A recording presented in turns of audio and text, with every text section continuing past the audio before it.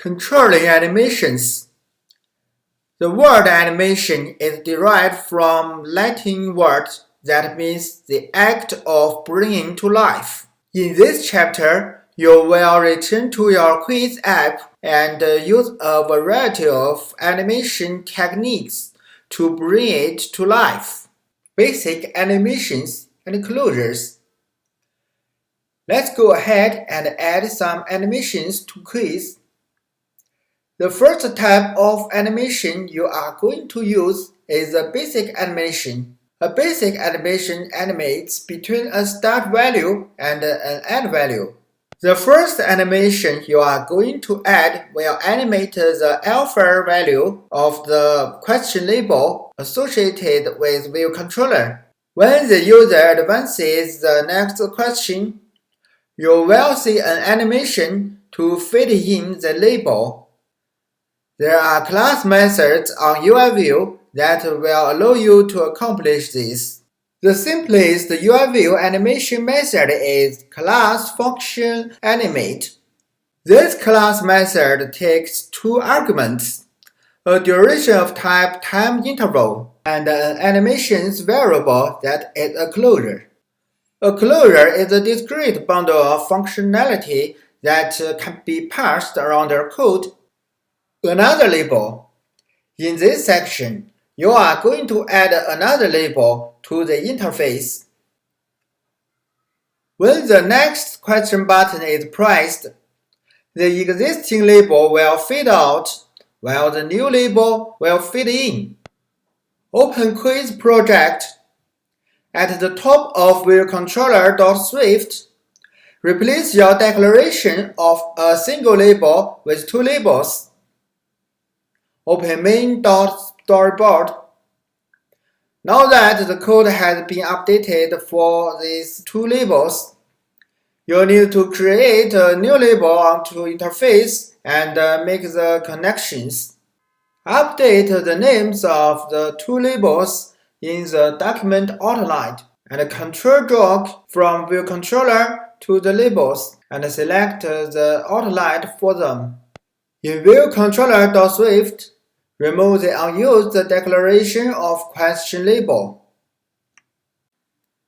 Then update the method of viewcontroller. You added the method animateLabelTransitions and call this method whenever the user types the next question button. In method viewDidLoad, give the current question label a default text value. Set the default alpha value for these two labels in viewAppearance. In UI view animate function, the delay indicates how long the system should wait before triggering the animation. We will talk about the options later in this chapter. For now, you are parsing an empty array. In the completion closure, you need to tell the system that what used to be the current question label is now the next question label, and that what used to be the next question label is now the current question label. To accomplish this, you use the swap function, which accepts two references and swaps them. Build and run the application. When you type on the next question button, current question label will fade out, while the next question label will fade in. Animations provide a less jarring user experience than having views just pop into existence. Animating constraints. In this section, you are going to extend your animation to have the next question label property flying from the left side of the screen and the current question label flying out to the right side of the screen when the user presses the next question button. In doing so, you will learn how to animate constraints. First, you need a reference to the constraints that need to be modified. So far, all of your IB outlines have been view objects, But outlets are not limited to views. In fact, any object in your interface sphere can have an outlet, including constraints. At the top of the viewController.swift, declare two outlets for the two labels centering constraints. Now, open main.storyboard. You want to connect these two outlets to their respective constraints. The easiest way to accomplish this is using the document outline. Click the disclosure triangle next to constraints in the document outline and locate current question label center X constraint. Control-drag from the view controller to that constraint and select the next question label center X constraint. Do the same for current question label center X constraint. When the view of viewController is loaded, you need to move the next question label to its off-screen position. In viewController.swift, update animate label transitions to change the constraint constants and then force the layout of the views. Finally, in the completion handler, you need to swap the two constraint outlets and reset the next question label to B on the left side of the screen. To ensure that the app is displayed correctly for the first time, you need to call update of screen label in viewDidLoad method. Build and run the application. The animation works almost perfectly. The labels slide on and off the screen, and the alpha value animates appropriately as well. There is one small problem to fix, but it can be a bit difficult to see. To see it more easily, turn on slow animations from the debug menu in the simulator. The voice of all of the labels gets animated. This is because the intrinsic content size changes when the text changes.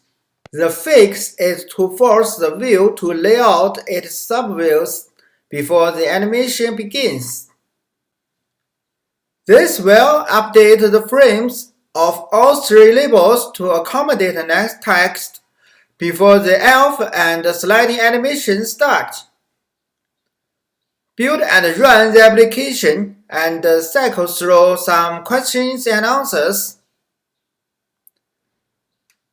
The minor animation issues is now resolved. Timing functions. The accelerations of animations is controlled by its timing function. By default, animations use an easy-in, easy-out timing function. To use a driving analogy, this would mean the driver accelerates smoothly from rest to a constant speed, and then gradually slows down at the end, coming to the rest. In viewController.swift, update the animation in animate label transitions to use a linear timing function. Now, as opposed to using the default easy-in and easy-out animation curve, the animation will have a linear animation curve. Build and run the application. The difference is subtle, but it is noticeable if you watch for it. The options parameter takes in a UI view animation options argument. Why is this argument in square brackets? There are many options for an animation in addition to the timing function. Because of this, you'll need a way of specifying more than one option that's an array. UI view animation options conforms to the option side protocol, which allows you to group multiple values using an array. Here are some of the possible animation options you can pass into the options parameter. Let's try the UI view animation options repeat option. Build and run the application again. Tap the next question button. As you can see, the curve linear animation repeats. Brown's challenge. Spring animations.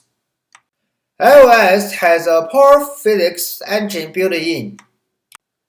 An easy way to harness this power is by using a spring animation. Use this method to have the two labels animate on and off the screen in a spring-like fashion. Refer to the UI view documentation to understand each of the arguments. Congratulations! Your app is more vivid.